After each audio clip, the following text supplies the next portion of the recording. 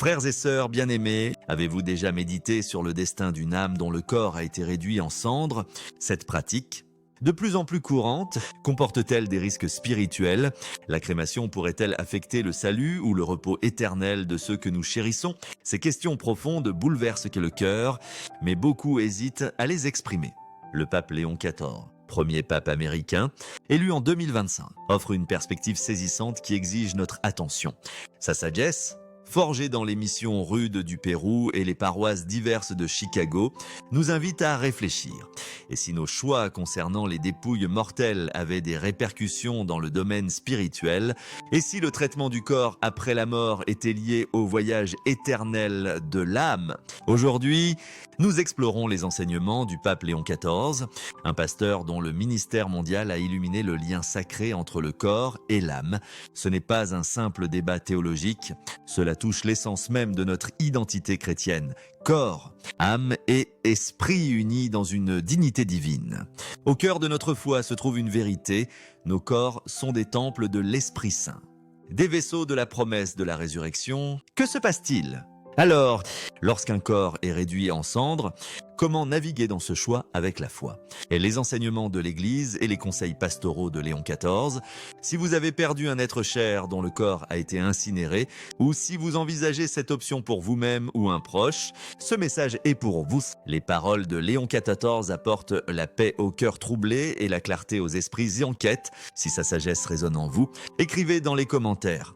Pape Léon XIV guide ma compréhension. Cet acte de foi ouvre votre cœur à la révélation de l'Esprit Saint.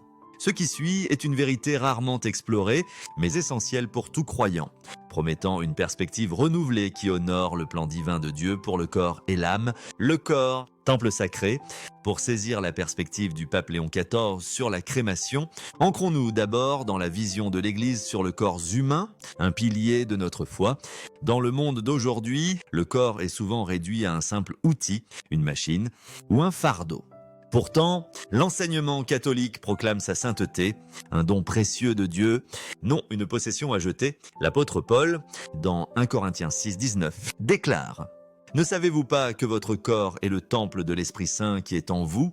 Ce n'est pas une métaphore, c'est une réalité profonde. » Léon XIV, dont le ministère s'étendait des villages péruviens aux paroisses urbaines, comprenait cela avec une clarté pastorale. Le corps, enseignait-il, est un espace sacré où le ciel touche la terre, sanctifié par les sacrements, les eaux purificatrices du baptême, le sceau fortifiant de la confirmation.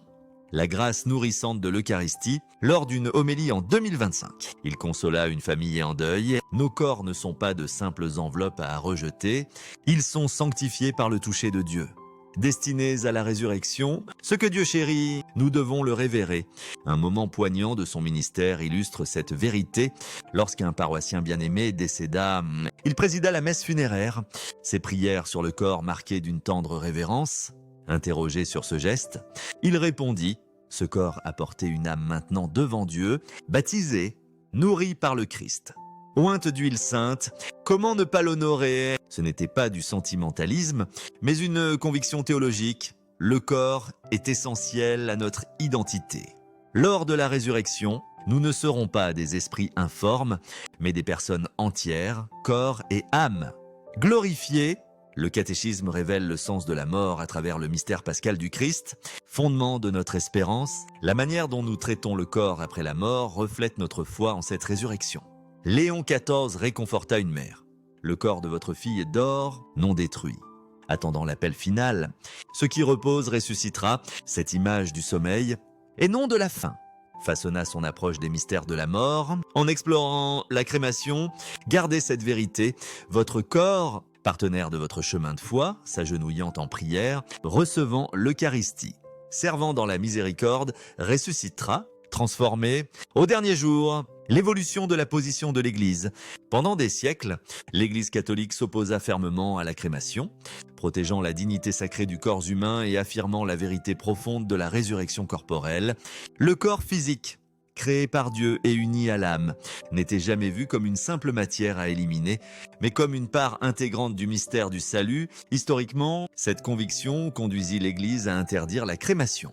mettant l'accent sur le respect et l'honneur dus au corps des défunts. Cependant, avec l'évolution du monde, les approches pastorales changèrent. En 1963, l'Église assouplit officiellement sa position, autorisant la crémation sous certaines conditions, comme indiqué dans le catéchisme de l'Église catholique, paragraphe de 23 ans. L'Église permet la crémation, à condition qu'elle ne manifeste pas un déni de la foi en la résurrection du corps. Ce changement n'était pas une concession légère, mais un équilibre soigneusement pesé, accueillant une nouvelle pratique sans compromettre les croyances fondamentales, dans un discours vibrant en 2025. S'inspirant de ses expériences pastorales au Pérou, Léon XIV rappela aux fidèles que l'Église permet ce qui n'est pas mal, mais que la vraie sagesse cherche ce qui nourrit le mieux la foi. Sa prudence ne visait pas la crémation elle-même, mais les attitudes culturelles et spirituelles qui l'entourent aujourd'hui. Il observa avec inquiétude que beaucoup choisissent la crémation, non par nécessité, mais par un manque de conscience du rôle sacré du corps et de l'espérance de la résurrection. Un médecin. Il conseilla « Ce qui est permis n'est pas toujours ce qui élève l'âme le plus ». Cette parole invite à une pause et une réflexion sur nos motivations. La crémation, bien que permis, ne doit jamais devenir une option irréfléchie ou purement pratique qui néglige la réalité spirituelle profonde. Le corps est un chef-d'œuvre de Dieu, façonné avec amour et destiné à la gloire éternelle. Les paroles de Léon XIV résonnent comme un plaidoyer doux, mais ferme. Ne vous hâtez pas de disperser ce que Dieu a façonné avec amour. Son cœur pastoral comprenait que les familles affrontent des défis pratiques, crises sanitaires, difficultés financières, traditions culturelles, et il ne condamna jamais ceux qui optent pour la crémation dans ces circonstances. Pourtant, il exhorta au discernement et au respect les directives de l'Église, soutenu par le pape, exigeant que les cendres soient conservées dans des lieux sacrés, cimetières ou columbariums dédiés, jamais dispersées négligemment ou gardées comme de simples souvenirs à la maison. Cette pratique honore la dignité du corps, même sous forme de cendres. Léon XIV partagea l'exemple émouvant d'une famille limitée par des ressources modestes qui choisit la crémation, mais insista pour une messe funéraire avec le corps présent, suivie de l'inhumation respectueuse des cendres dans un cimetière béni. Leur choix incarnait une harmonie magnifique entre les préoccupations du monde réel et une foi inébranlable. La foi au-delà des cendres, au cœur de l'enseignement de Léon XIV, réside une vérité claire et inébranlable. La manière dont nous traitons le corps après la mort révèle nos croyances les plus profondes sur la vie éternelle. Nos actions avec le corps, disait-il, reflètent notre foi en la résurrection. Ces conseils préservent la théologie de l'incarnation de l'Église, la conviction que le corps et l'âme sont unis dans le plan rédempteur de Dieu, que le monde matériel n'est pas rejeté, mais destiné au renouvellement, dans une culture qui privilégie souvent des solutions rapides et pratiques. Le message du pape nous défie de retrouver une révérence profonde pour le corps humain, même après la mort. La crémation n'est pas l'ennemi de la foi, elle peut être accueillie dans un cadre de respect, d'espérance et de mémoire sacrée, mais cela exige une intentionnalité, une reconnaissance consciente du destin sacré du corps. En fin de compte, Léon XIV nous appelle à voir au-delà des cendres, non comme une fin, mais comme un passage dans le mystère saint de Dieu. Le corps n'est pas seulement poussière, il est le temple de l'esprit. Créé pour ressusciter, l'une des questions les plus troublantes pour beaucoup de fidèles aujourd'hui est celle-ci. Le choix de la crémation affecte-t-il le destin éternel de l'âme ou son voyage au-delà de cette vie ? Dans un monde où la crémation est devenue courante, cette question touche des angoisses profondes sur la foi, l'espérance et la dignité sacrée de la personne humaine. Léon XIV, pasteur profondément attentif aux luttes spirituelles de son troupeau, offrit un phare de clarté et de réconfort à ceux accablés par de telles peurs. Son cœur pastoral affirma sans relâche que la puissance et la miséricorde de Dieu transcendent le sort du corps physique.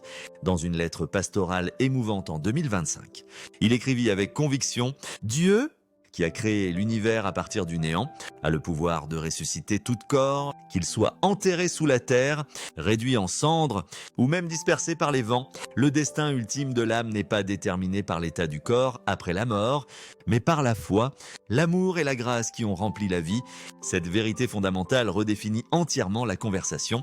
Ce n'est pas l'acte extérieur de la crémation qui scelle le sort de l'âme, mais la vie spirituelle qu'une personne a embrassée. Pourtant, l'inquiétude de Léon XIV allait au-delà du simple rituel de la crémation. Il se concentrait intensément sur l'intention derrière ce choix. Au Pérou, il conseilla aux familles d'aborder la crémation avec révérence et foi, jamais comme un rejet de la résurrection du corps. Les intentions, rappelait-il souvent, sont les architectes des réalités spirituelles. Elles façonnent non seulement nos actions terrestres, mais aussi les résultats dans le voyage éternel de l'âme. À une veuve en deuil dont le mari avait choisi la crémation, il expliqua tendrement: le chemin de son âme a été tracé par l'amour et la foi qu'il a nourri de son vivant, non par ce qu'il est advenu de ses restes terrestres. Priez pour lui, priez avec espérance et confiance. Non pour les cendres. Ces paroles apaisent ceux qui luttent avec la culpabilité ou la confusion, révélant que le destin de l'âme repose, non dans la disposition du corps, mais dans la grâce et la miséricorde de Dieu. La prière, un pont vers l'éternité. Léon XIV étendit aussi sa compassion aux familles accablées par le regret ou les doutes sur des décisions passées. À une famille en proie à l'incertitude, il offrit un conseil rassurant. Votre choix était né de l'amour, non de la rébellion. Dieu voit les intentions du cœur bien au-delà des cendres. Ce qui compte le plus, c'est la foi que vous portez maintenant. Exprimez-la par des prières, des messes et des actes de charité offerts pour votre bien-aimé. Son message était sans équivoque. Le voyage de l'âme est profondément façonné par l'intercession des vivants, non par l'état physique du corps. Dans ses homélies et écrits, Léon XIV souligna la puissance incomparable de la prière pour les morts, en particulier la Sainte Messe, le chapelet et les sacrifices offerts pour les âmes au purgatoire, dans une homélie poignante en 2025. Il exhorta: priez avec ferveur et sans relâche pour ceux qui nous ont précédés. Leurs âmes aspirent à notre amour et à nos prières. Votre dévotion est leur plus grand réconfort. Pour ceux qui envisagent la crémation, il prôna un discernement prudent et rempli de foi, s'assurant que le choix s'accompagne de rites dignes et que les cendres soient inhumées respectueusement dans un lieu sacré. Ainsi, la foi restait au cœur du processus, guidant les familles à honorer à la fois le corps et l'âme. Par-dessus tout, Léon XIV pointa constamment vers l'océan vaste de la miséricorde de Dieu. Il rappela les paroles de Jésus à sainte Faustine Kowalska. « Plus grand est le pécheur, plus grand est son droit à ma miséricorde ». Ce message radical d'espérance encourage les croyants à vivre prêts pour la rencontre finale avec Dieu. Confiant qu'aucune circonstance, aussi imparfaite soit-elle, ne peut séparer une âme de la compassion divine si elle est accueillie avec un repentir sincère et une confiance. À travers son enseignement, Léon XIV invite chacun à embrasser une spiritualité qui dépasse les formes extérieures et repose dans l'assurance de la miséricorde de Dieu. La crémation, lorsqu'elle est choisie avec foi et respect, n'a pas à être crainte comme un obstacle au salut ou à la résurrection. Elle devient une partie du mystère sacré de la mortalité humaine. Un passage qui appelle une attention priante, une révérence et l'espérance, une histoire de transformation. Parmi les nombreux moments pastoraux qui définirent le ministère de Léon XIV, une rencontre brille comme un phare d'espérance et de clarté spirituelle, révélant l'impact profond de la crémation sur l'âme et le pouvoir guérisseur de la prière. Cette histoire, enracinée dans la sacristie humble de Chiclayo, au Pérou, montre comment la miséricorde de Dieu transcende les cendres et comment la foi peut restaurer même les cœurs les plus brisés. Au début des années 2000, alors qu'il était nouvellement nommé évêque de Chiclayo, Léon XIV rencontra une veuve dont le chagrin pesait lourdement sur son âme. Son mari était décédé subitement, la laissant submergée par la douleur et la confusion. Dans le tumulte de la perte, elle décida de faire incinérer son corps sans l'accompagnement d'un prêtre ni le réconfort des rites de l'Église. Ce choix devint bientôt une source de tourments. Nuit après nuit, la culpabilité rongeait sa conscience. Était-elle responsable d'avoir entravé le voyage de son mari vers le ciel? Son choix de crémation pouvait-il condamner son âme à une souffrance éternelle? Un soir, dans un élan de foi désespéré, elle chercha Léon XIV, s'agenouillant devant lui, les larmes coulant sur son visage. Elle murmura entre ses sanglots: « Ai-je péché de manière impardonnable? L'âme de mon mari est-elle perdue à cause de moi ?» La pièce devint silencieuse. Les témoins racontent que les yeux de Léon XIV s'adoucirent de compassion, reflétant une communion profonde avec Dieu. Dans ce silence sacré, il trouva des mots qui transformèrent son désespoir en espérance. « Dieu voit votre chagrin », commença-t-il doucement. non votre erreur. L'âme de votre mari n'est ni perdue, ni condamnée. Ce dont il a besoin maintenant, c'est de votre prière. Sa voix calme et rassurante. Continua, il repose au purgatoire, non comme un impuni, mais comme un purifié. Il vous appelle à travers le voile, aspirant à votre amour, à vos messes, à vos chapelets. Pour rater son voyage vers le paradis, les cris angoissés de la veuve s'adoucirent lentement, remplacés par une paix naissante.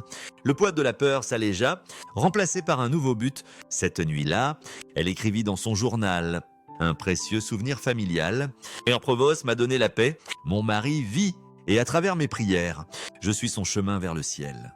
Cette rencontre révèle beaucoup sur la profonde sagesse pastorale de Léon XIV. Il enseigna que l'intention derrière les décisions compte plus que l'acte extérieur lui-même. La crémation, bien qu'une pratique permise dans l'Église lorsqu'elle est choisie avec foi et révérence, ne scelle pas le destin de l'âme. Ce qui compte le plus, c'est l'amour et la foi que nous apportons à nos proches défunts à travers la prière et le sacrifice. L'histoire de la veuve devint une histoire de transformation. Elle commença à offrir fidèlement des messes chaque année à la Toussaint, allumant des bougies devant le Sacré-Cœur et priant le chapelet quotidiennement. Bien que le corps de son mari soit retourné en cendres, son âme était vivante, cheminant vers Dieu, soutenue et accélérée par son intercession fervente. Le message de Léon XIV est un appel puissant aux vivants. Remplacer la culpabilité par la grâce et le désespoir par l'espérance, face aux décisions concernant la mort et la crémation. Nous devons nous souvenir que la miséricorde de Dieu surpasse toutes les mesures terrestres. Les cendres ne lient pas l'âme, seul l'amour et la foi peuvent véritablement toucher l'éternité. Un guide pratique pour les fidèles. Dans un monde où les choix concernant la mort et le deuil deviennent toujours plus complexes, la sagesse de Léon XIV brille comme une lumière guidante, offrant non seulement une clarté théologique, mais aussi des conseils pratiques et empreints de cœur pour ceux qui luttent avec des décisions sur la crémation et le soin des âmes des défunts. Ces enseignements nous rappellent que honorer le corps et nourrir l'âme sont des actes profondément liés de foi, d'espérance et d'amour.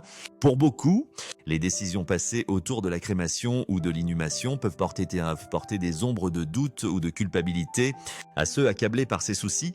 Léon XIV offre un remède simple, mais profond. Transformez votre anxiété en prière. Le don le plus puissant que nous puissions offrir à nos proches décédés est la Sainte Messe, la prière suprême d'intercession de l'Église. Léon XIV enseigna avec conviction « Une messe offerte pour une âme au purgatoire surpasse tous les trésors terrestres. Cette vérité transforme le chagrin en espérance, donnant aux vivants le pouvoir de participer activement au voyage de l'âme au-delà de la mort.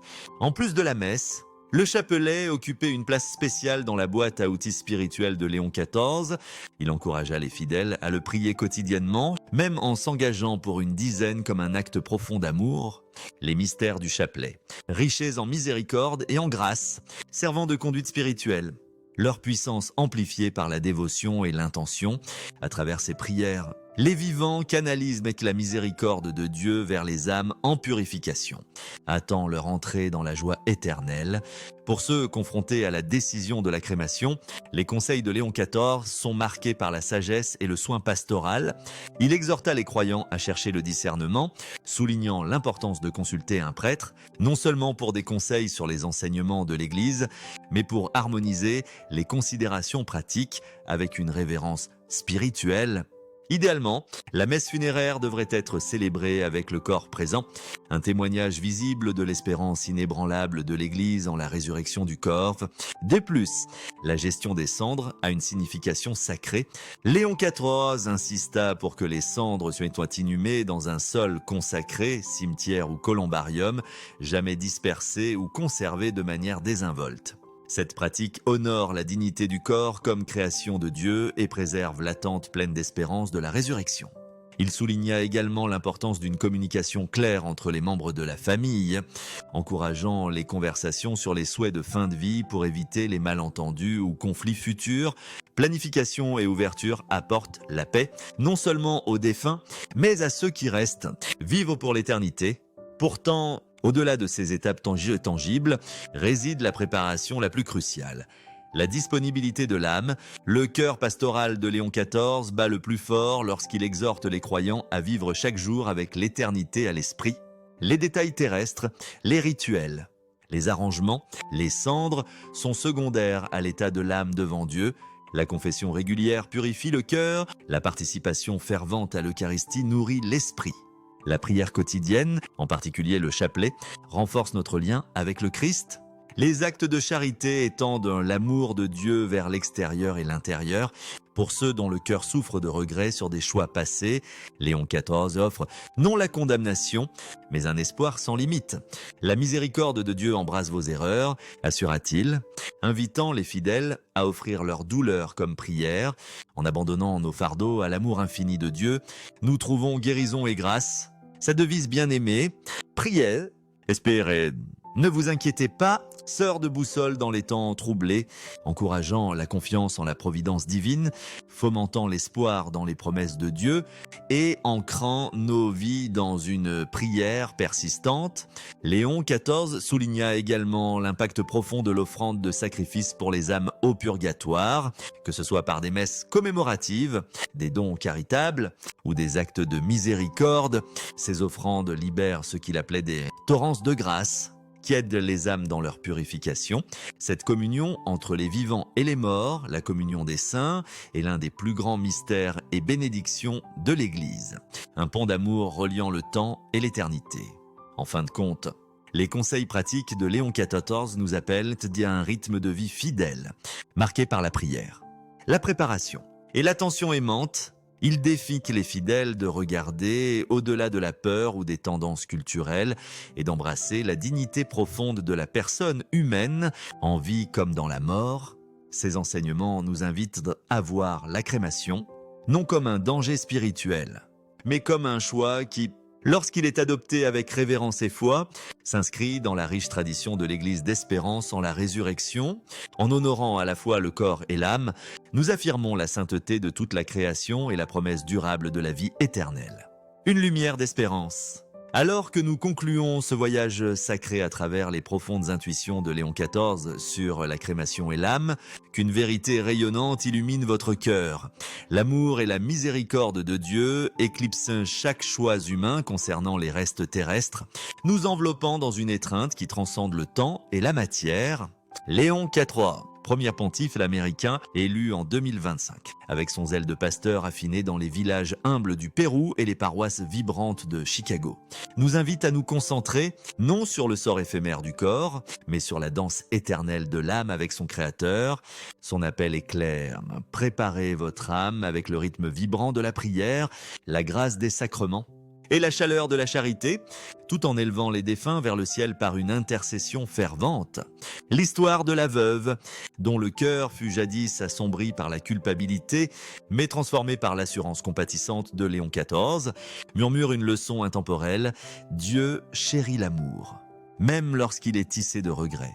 Nos proches, que leur corps repose dans le berceau doux de la terre ou retourne rapidement en cendres, aspirent non à des décisions parfaites, mais au fil de vie de nos messes, aux perles tendres de nos chapelets et à la dévotion qui les porte au paradis. Si ces paroles ont allumé la paix en vous, gravant la clarté au milieu du doute, partagez cette lumière dans les commentaires avec « Pêche par la prière ». Votre témoignage pourrait être un phare pour une autre âme égarée dans le chagrin. Cherchant le même réconfort que vous avez trouvé, transmettez ce message, partagez cette vidéo avec ceux qui luttent avec le poids de la crémation, pleurent une perte ou aspirent à des réponses dans le silence de leur deuil. La sagesse de Léon XIV, tel un baume guérisseur, apaise les cœurs troublés et restaure l'espérance. Il proclama 11 jours dans la souffrance. Méditez la gloire du ciel. Qu'est-ce que la douleur face à la joie éternelle?